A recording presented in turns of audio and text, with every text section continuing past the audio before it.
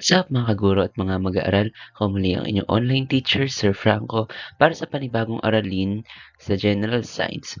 Narito na tayo sa lesson number 9, which is about climate change and biological systems. This will include climate-driven changes in ecosystems, adaptation and survival of organisms, and impacts on Philippine biodiversity and food security. Sa nakaraang lesson, tinalakay natin kung ano ang climate change at bakit ito nangyayari. Ngayon, palalalimin pa natin ang usapan kung ano ang epekto nito sa mismong buhay, sa mga halaman, hayop at tao. Makikita natin na ang climate change ay hindi lang tungkol sa init ng panahon, kundi tungkol sa pagbabago ng buong biological systems na bumubuhay sa atin. Para sa ating lesson objectives, ito ang mga sumusunod. Maaari itong gamitin ng mga teacher sa kanilang daily lesson laga. Magsagawa muna tayo ng review. Recall your ideas about climate change and biological ecosystems. Write as many as related words as you can within a period of 5 minutes. Write your answers on the corresponding box. Mga terms, important phrases, or definition ng climate change. And then dito naman ay biological ecosystems. Let us have first pre-activities. Pre-activity 1, what happened? Take a look at these pictures and answer the following guide questions. First, what do you see in each image?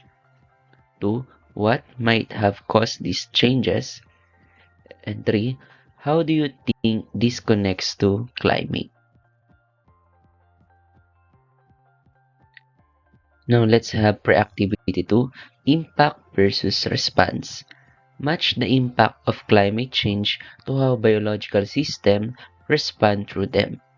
You may pause this video and think of your answers.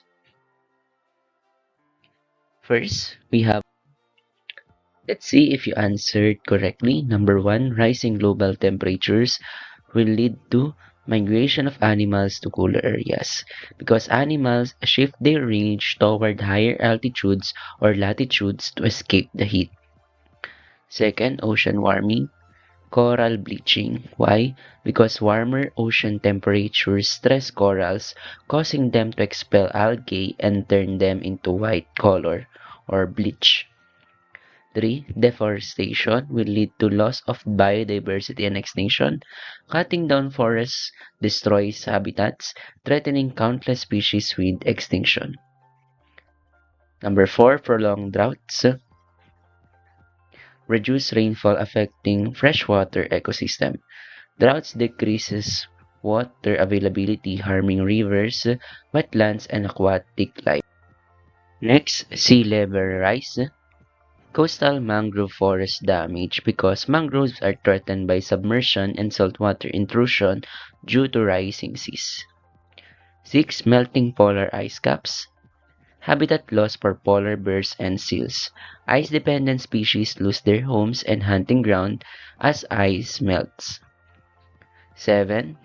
Frequent typhoons will lead to increased flooding and erosion in lowland areas because stronger storms bring heavy rains that flood and erode vulnerable regions.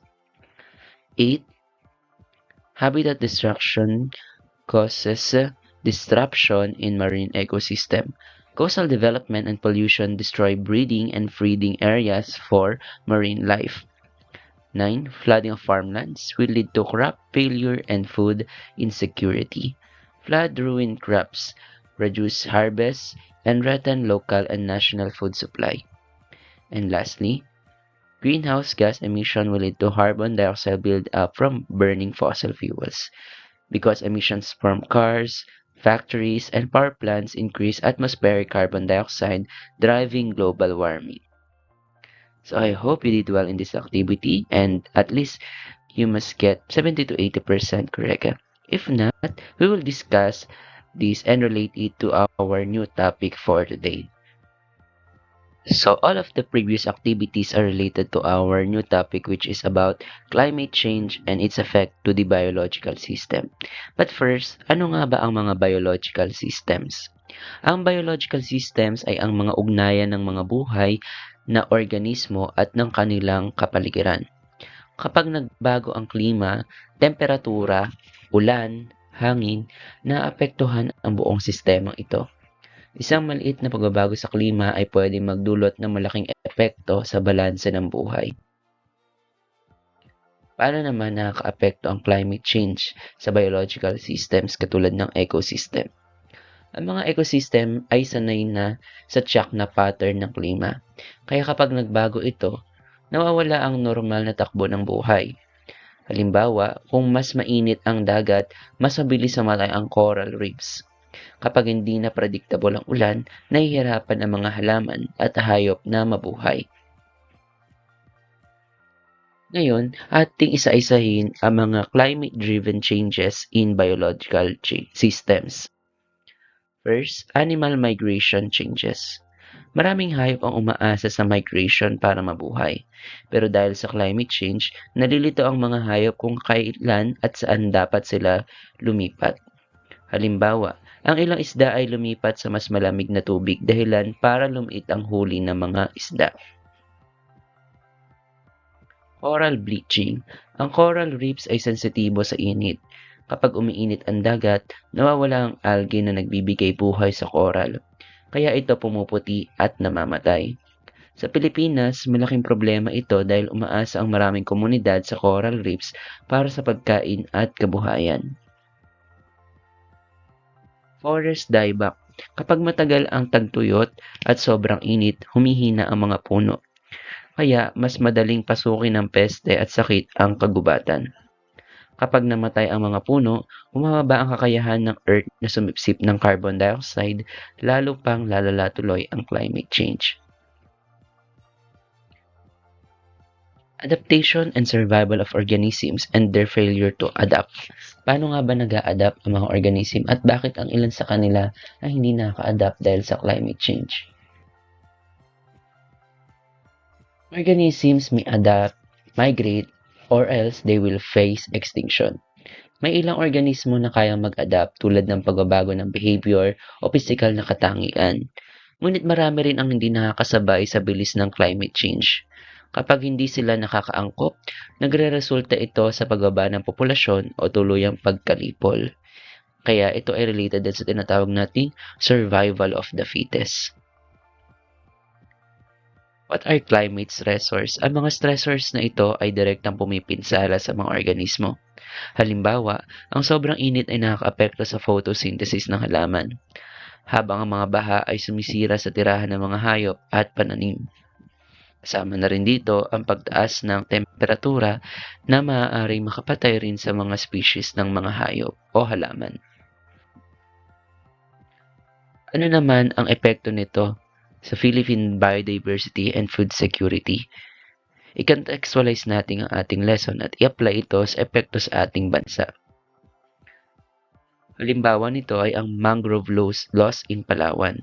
Ang mangroves ay natural na panangga laban sa bagyo. Sa Palawan, ang pagtaas ng sea level at mas malakas na bagyo ay nagdudulot ng pagkawala ng mga mangroves na naglalagay sa panganib ng mga baybaying komunidad. Nawawalan din ng nurseries ang mga fish dahil dito sila nangingitlog o nagpaparami. At syempre, mas napaparami ang damage kapag nagkakaroon ng storm surge dahil ang mga mangroves ang nagpapahina sa mga ito. Decline in rice yield dito sa atin sa Central Luzon. Ang bigas ay pangunahing pagkain ng mga Pilipino. Pero dahil sa climate change, bumababa ang ani ng palay sa Central Luzon. Ibig sabihin, food security ng bansa ang nakataya, hindi lang ng kita ng magsasaka. Philippine Eagle Habitat Loss. Ang Philippine Eagle ay simbolo ng ating biodiversity.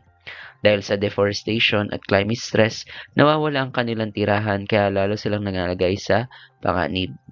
At iba nga sila ay nasa risk of extinction. Tubataha Reef Degradation. So yung Tubataha Reef sa Palawan ay isa sa pinakamayamang coral reef sa mundo. Ngunit dahil sa pag-init ng dagat, unti-unting nasisira ang bahura na may domino effect sa buong marine ecosystem. Sa Mindanao, ang matinding tagtuyot ay nagdudulot ng kakulangan sa pagkain at tubig na nagiging sanhi ng kahirapan at minsan ay conflict sa komunidad. Biodiversity and food security. Kapag nabawasan ng biodiversity, humihina ang ecosystem. Mas kaunti tuloy ang pollinators, mas kaunti ang aanihin, mas kaunti ang pagkain, at may direktang epekto ito sa mga tao. Ano naman ang role ng biological responses o kung sa paano mag-respond ang ating environment, mga hayop, ang mga halaman sa pagbabago sa kanilang kalamidad? Ginagamit ng mga siyentipiko ang biological responses bilang babala at gabay. Kapag may mamamatay o namamatay na species o bumababa ang ani, examples ito ng biological responses, senyales ito na may mali sa ating kapaligiran. Ito ngayon ang gagamitin upang mapredict ang climate impacts at magabayan tayo kung paano i-conserve ang ating environment at makagawa ng mga polisiya at mapatupad ito upang mapigilan ang mga biological responses na ito. Ngayon naman, i-apply natin ang ating mga natutuhan sa ating aralin. Hindi lang ito pang-exam, ito ay tungkol sa tunay na buhay at kinabukasan ng ating mga komunidad. Halimbawa, a coastal community experiences coral loss and declining fish catch. Sasagutin ang mga sumusunod na tanong. What climate change factor caused this? How does it affect biodiversity and food security? And what actions can the community adapt? Ngayon, ating isummarize ang ating mga napag-aralan. Sa kabuuan, ang climate change ay banta sa mismong buhay. Ang kalikasan ay hindi hiwalay sa tao. Kapag nasira ito, tayo rin ang apektado. Magsagawa naman tayo ng mga activities at assessment. Activity 1, Survival of the Fittest. Explain how organisms adapt or fail to adapt to climate-related stressors. Listed on box 1 are different organisms and climate-related stressors on box 2. Choose one organism and stressor from the boxes and identify how each organism responds and adapt to such climate-related stressor. Activity 2, Living System Under Pressure. So learners choose or are assigned in an ecosystem like forest, coral reef, or rice field.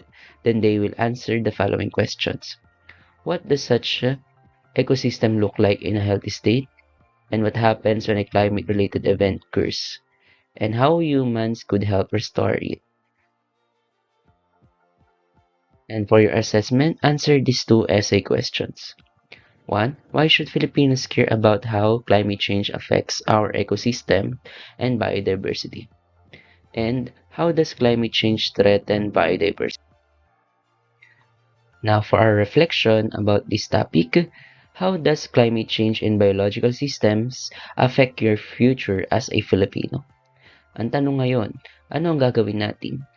Ang kaalaman ay may kaakibat na responsibilidad bilang estudyante, mamamayan at ang pangalaga ng mundo. Diyan nagtatapos ang ating topic about climate change and its impacts on the biological systems. Thanks to the development team of the lesson exemplar kung saan ibinasa ang ilang bahagi ng discussion video na ito. Once again, I'm your online teacher, Sir Franco. Thank you for watching.